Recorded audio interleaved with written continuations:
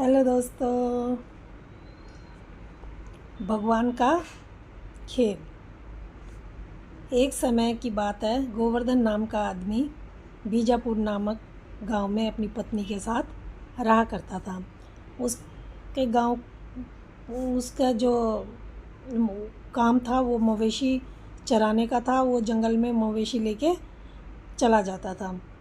तो एक बार वो जा रहा था तो उसने अपनी पत्नी को बोला कि मैं जा रहा हूँ मवेशी लेके, तो तुम ऐसे करो कि मक्खन जो तुमने निकाला है उसको एक घड़े में रख दो, क्योंकि वहाँ पर रास्ते में एक पेड़ है जिसके नीचे कृष्ण भगवान की एक मूर्ति रखी हुई है। वहाँ पर कोई खाने के लिए कुछ नहीं चढ़ाता, तो भगवान को मैं भोग लगाऊंगा मक्खन का। वो कहती है कि ठीक है। वो एक घड़े में, मिट्टी के घड़े में मक्खन रख देती है और उसको देती है। वो मक्खन लेके चल पड़ता है। मक्खन का वहाँ जाता है, भगवान से खूब सारी बातें करता है वहाँ पर बैठ के, और मक्खन भगवान को देता है। कहता है, भगवान जी मैं आज आपके लिए ताज़ा ताज़ा बना हुआ घर का मक्खन लाया हूँ, आप इसको ग्रहण करो। और वहाँ मटकी रख के और अपनी मवेशियों को लेके चराने के लिए चला जाता है। जब वो चला जाता है शाम को वापस, जब उसी रास्ते से लौटता है, देखता है कि वो मटकी उसकी खाली पड़ी है।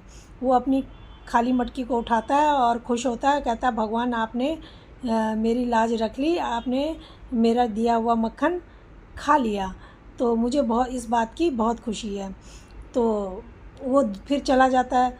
तो जब वो जा रहा था तो उसे भगवान आवाज़ लगाते हैं और कहते हैं कि तुम्हारी सेवा भाव से, तुम्हारे भोलेपन से मैं बहुत खुश हूँ। तो तुम कल भी वो कहता है, भगवान मेरे को तुम्हारी आवाज़ तो सुनाई दे रही है पर तुम दिखाई नहीं दे रहे। वो कहता है कि मैं दिखाई भी दूंगा। कहता है अच्छा। तो वो कहता है कल, लेकिन कल मेरे लिए मक्खन लेके ज़रूर आना, ताज़ा मक्खन अपने घर का बना हुआ। वो कहता है कि ठीक है।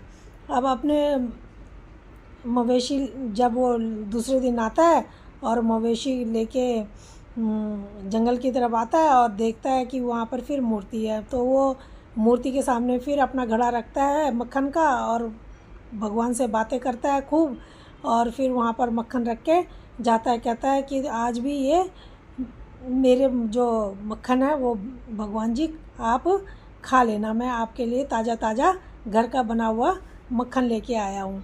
भगवान कहते हैं कि ठीक है। कहते कहते हैं तेरे जैसा मैंने भोला आदमी और ईमानदार और सच्चा आदमी मैंने आज तक नहीं देखा। तो कहते हैं कि ठीक है। वो कहता है कि यहाँ पर बहुत सारे लोग, भगवान कहते हैं यहाँ पर बहुत सारे लोग आते हैं और तरह तरह की कोई ना कोई चीज़ चढ़ा के जाते हैं, लेकिन तेरे जैसा मैंने आदमी नहीं देखा। वो कहता है कि ठीक है। वो कहता है कि आज तुम यहाँ छुप के देखो, और वो कहता है मेरे मवेशियों का ध्यान कौन रखेगा कि मैं छुप के देखूँ आज यहाँ। तो वो कहता है यहाँ किस किस तरीके के लोग आते हैं, आज तुम खुद देखो और मैं तुम्हारे मवेशियों का ध्यान रखूँगा। वो कहता है कि ठीक है। अब वो एक पेड़ के पीछे छुप जाता है। भगवान उसको भरोसा दिला देते हैं कि तेरे मवेशियों का ध्यान मैं रखूँगा। अब वो एक पेड़ के पीछे छुप जाता है और देखता रहता है। वहाँ पर एक धनी व्यक्ति आता है और वहाँ पर एक सिक्कों, नोटों से भरी हुई एक पोटली होती है, वो वहाँ पर रख देता है और भगवान से प्रार्थना करता है कि मैं, भगवान मेरी जो काम है उसमें बहुत मुझे मेरे कारोबार में तरक्की मिले। तो और पैसों की पोटली वहाँ रखता है और विनती करता है और वहाँ से चला जाता है। पैसों की पोटली लेना वो भूल जाता है। जैसे ही वो जाता है उसके पीछे एक गरीब आदमी आता है और कहता है कि भगवान मेरे पास खाने को कुछ भी नहीं है और मेरे बच्चे भूखे हैं, तो आप मुझ पर कृपा करो। तभी उसकी नज़र वो पेड़ के पास पड़ी पोटली पे पड़ती है। वो पोटली उठा के देखता है तो उसमें पैसे होते हैं। अब वो कहता है, भगवान तुमने इतनी जल्दी मेरी प्रार्थना सुन भी ली और मुझे खाने का मेरा इंतज़ाम कर दिया। वो पैसे की पोटली उठाता है और वहाँ से चलता बनता है। अब तीसरा आदमी, वहाँ पर एक भक्त सपेरा आता है। सपेरा आता है, वो वहाँ पर भगवान से प्रार्थना करता है कि मैं लोगों की जान बचाता हूँ और सर्पों को पकड़ता हूँ और अपनी जान को मुसीबत में डालता हूँ, तो भगवान मेरी रक्षा करो और मुझे खाने का मुझे प्रबंध करो। तो सपेरा जो होता है वो वहाँ पर प्रार्थना कर रहा होता है। इतने में जो सेठ होता है उसको ध्यान आता है कि मैं पोटली लेके तो आया नहीं हूँ, पोटली वहीं छूट गई है, कोई ले न ले।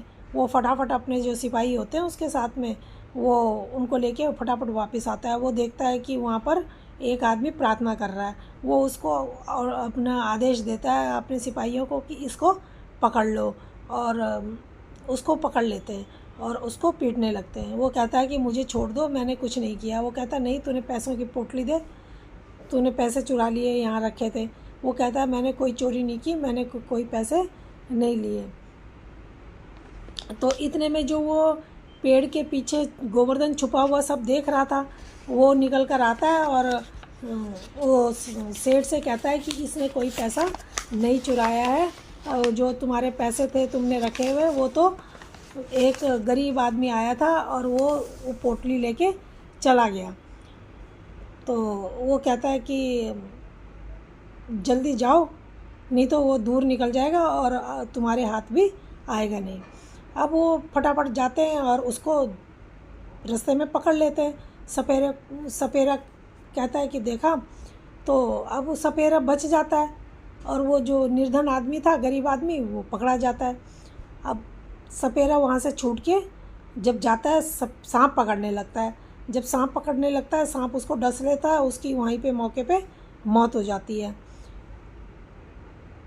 और वो जो गरीब आदमी होता है उससे वो पैसों की पोटली ले लेते हैं और उसको जेल में डाल देते हैं।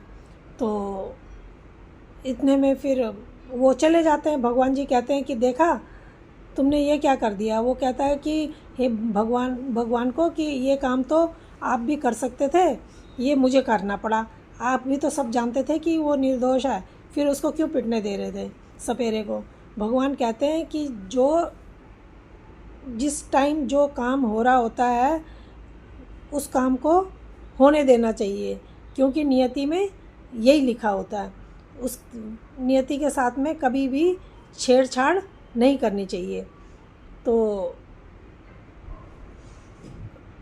देखा, तुम्हारे कारण वो आदमी जो है सपेरा, वो मर गया अभी अभी, और वो जो गरीब आदमी था वो जेल में डल गया। तो तुमने ये काम कर दिया। चलो, ये होना ही था, वैसे उनके ये लिखा ही था, पर हमें ऐसा नहीं करना चाहिए। मैंने तुम्हें सिर्फ देखने को बोला था, तुम्हें न्याय करने के लिए नहीं बोला था। वो कहता, हाँ प्रभु, ये बात भी आप ठीक कह रहे हैं। और ये बात बोल के भगवान अंतर्धान हो जाते हैं और गोवर्धन मिट्टी का घड़ा लेके अपने घर चला जाता है और ये सारी बातों को भूल जाता है। उसके दिमाग से ये सारी बातें निकल जाती हैं। तो दोस्तों, आपको ये कहानी कैसी लगी? अगर अच्छी लगी हो तो प्लीज़ लाइक और सब्सक्राइब ज़रूर करना। धन्यवाद।